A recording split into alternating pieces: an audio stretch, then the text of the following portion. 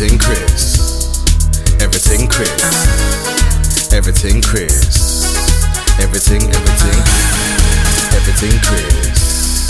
Everything Chris. Everything Chris. Everything Chris.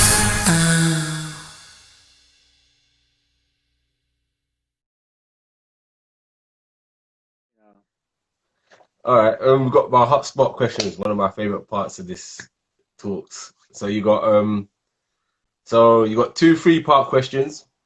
So the first part question is a player you loved playing with, a player you loved playing against, and a funny teammate. The player playing with is what anybody I played with before that I like playing with. Anyone you can pick, man. Anyone. Hey, come on, Pete. This isn't a writer's live Instagram. He's trying to promote the Leicester writers already get enough promotion. They don't need any. Yo, man. I've got Riders coach on tomorrow, Pete. Check us out tomorrow, bro. I got Rob on tomorrow.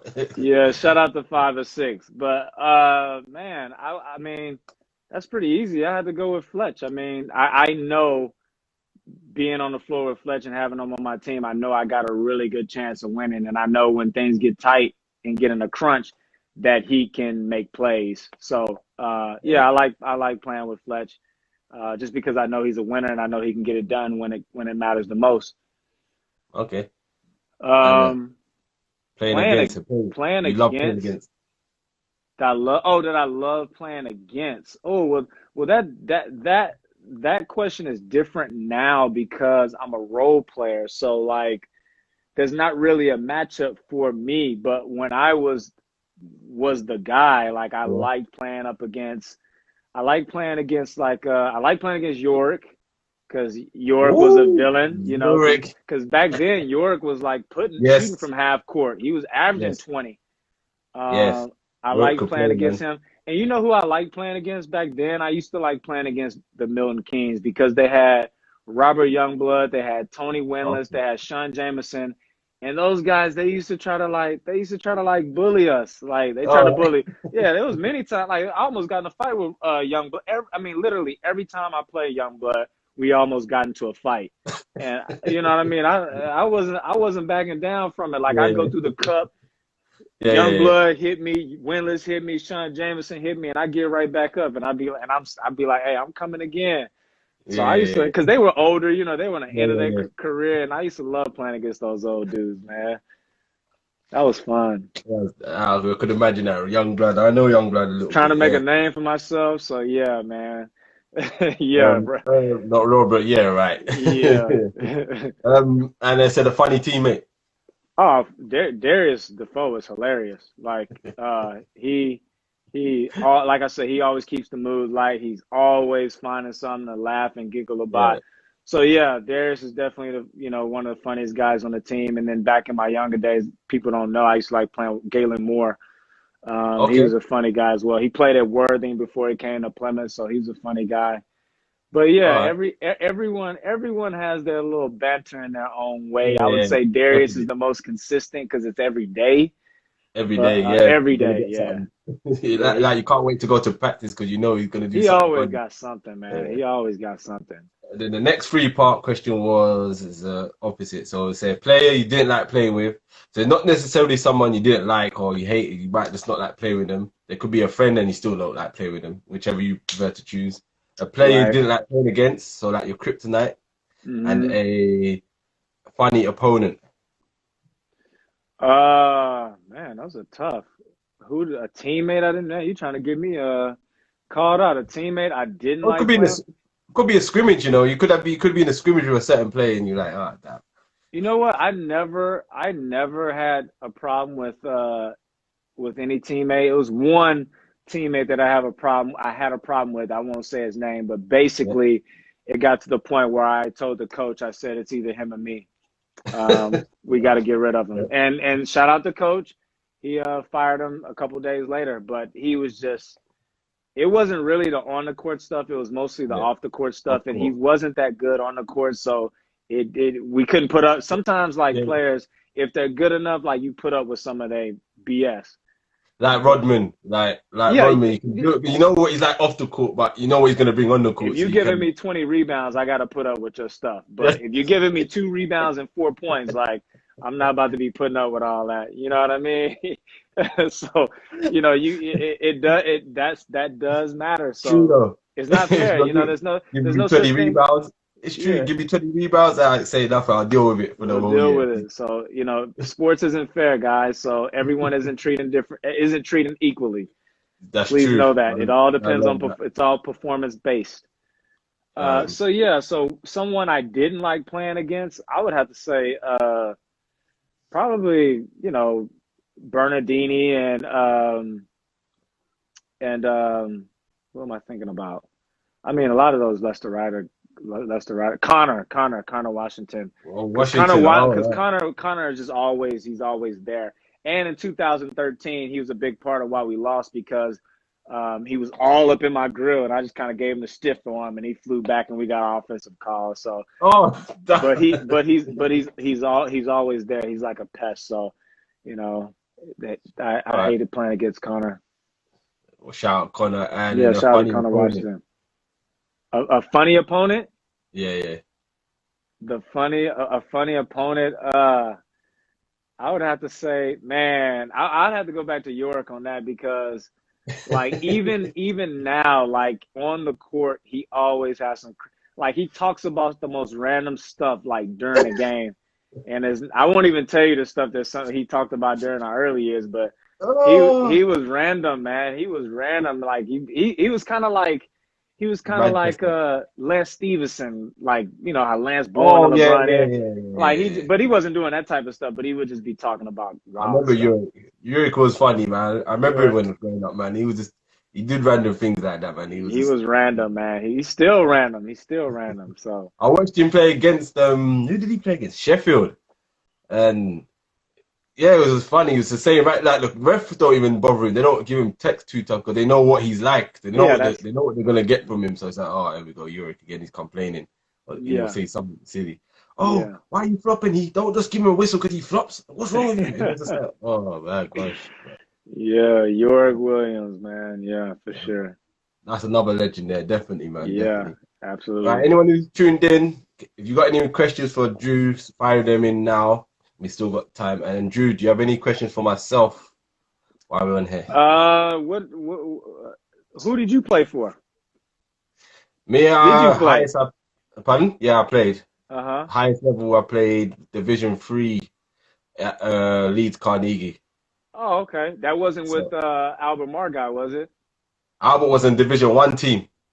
So he was the Division 1 team. With him and Laddie, they were Division 1. I was the second team, which is Division 3. Okay, yeah, I know about. And I played the Bradford Dragons for a bit as well, so that was some good times there. Leeds was really good, man. Really good. I was there for 8 years, so it was a good really? Season. Yeah. Did you ever have aspirations of playing in the BBL Division 1? You know what? I never really did. You know, at times I did want to go Europe once in my career, but never materialized in that. And obviously, I didn't work as hard as I should have. But no, I didn't really play. My brother played in BBL though, so he played London United at one point. Essex Who's your brother? Marcus Knight. So he played as well. Oh, okay. Yeah, I remember him. Yeah. So he played at that level, and he played in Germany. So yeah. Oh, okay. That's your brother. Okay. Yeah. Small world, man. London United, man. Didn't they have like Tanner, Dude, Jamel Anderson, all those guys on that? Or was that? They London? were Essex Pirates. They were Essex Pirates. Tyler was at Essex. Yeah, Jamel Anderson was at Essex. Oh, London United. That's when they had, they had a nice 2-guard there. I can't remember his name. You jump out the building, innit? Oh, man, he was nice. Tyreek Johnson. That's it. He was sick. You can jump. I remember my brother was like, you can jump high, you know. I was like, no, you can't. I said, all right, whatever. And then I watched him. I was like, he was floating. I thought he was floating for a bit. I was like, wait, is he going to come down or not? Like, yeah, he had some game, man. I like this game. I don't know what happened to him after. I don't know if he went in Europe or he played one year. I think I followed him for a little bit. I think he played a couple of places after, but then, I haven't looked at Eurobasket in like 10 years. I stopped looking at Eurobasket. I used to, you check on that, see what guys doing, where they're playing, but but yeah, he was nice with it. Yeah, man, it was dope, man. What's Robert Fletcher like? I've never really seen him play fully. What's it like playing with him? I know you mentioned it already, though. I've never seen him properly play yet. Yeah, he's that one thing. he's a smooth little lefty. I mean, I remember when he first got here in 2014. No one could stop him getting to his left. They still can't. But like for someone who's so small, like I had that whole year, I didn't see him get a shot block once. Like the whole year, like he was a magician as far as like being able to get his body into a defender and then like extending that arm where they couldn't get it. And like I promise you, he didn't get it blocked and he didn't miss a layup the whole season. That first year. How many times have you seen him get blocked before? I mean, this year he got blocked a couple of times. I mean, I see him get blocked now. I just mean like when he first during his younger years, like he would never get it blocked. And he got a nice little touch with that little left hand. Yeah, man. No one can stop him going left, even though the scouting report is not to let him go left.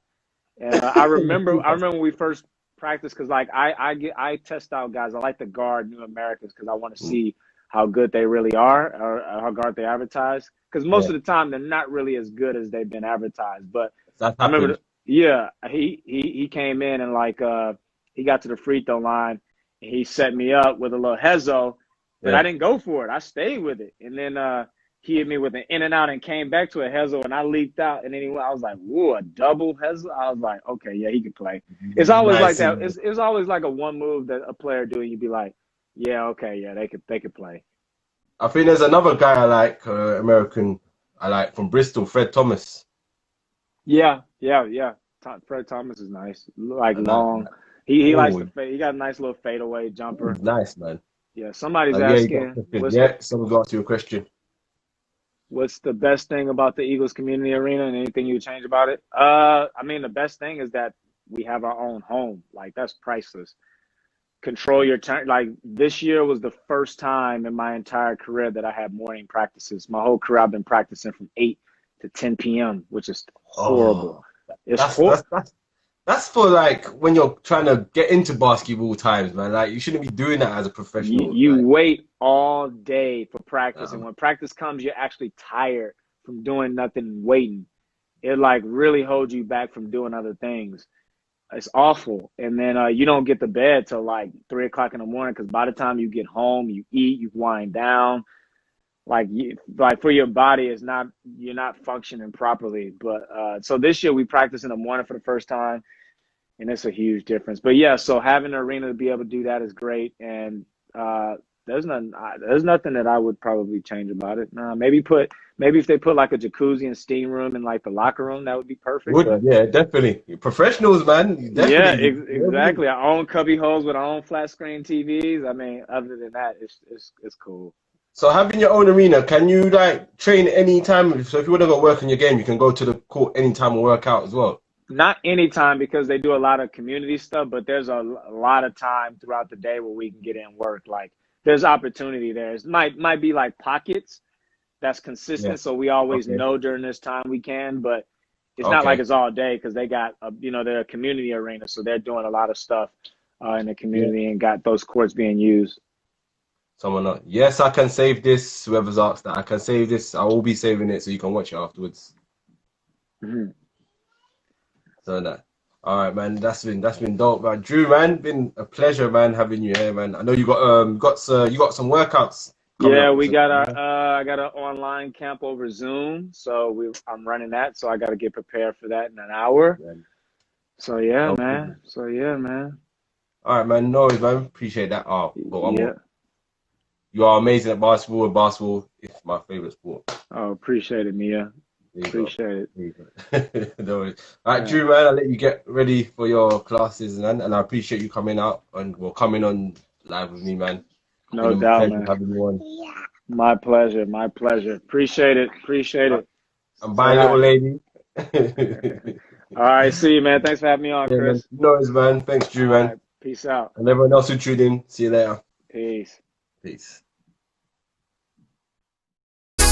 Everything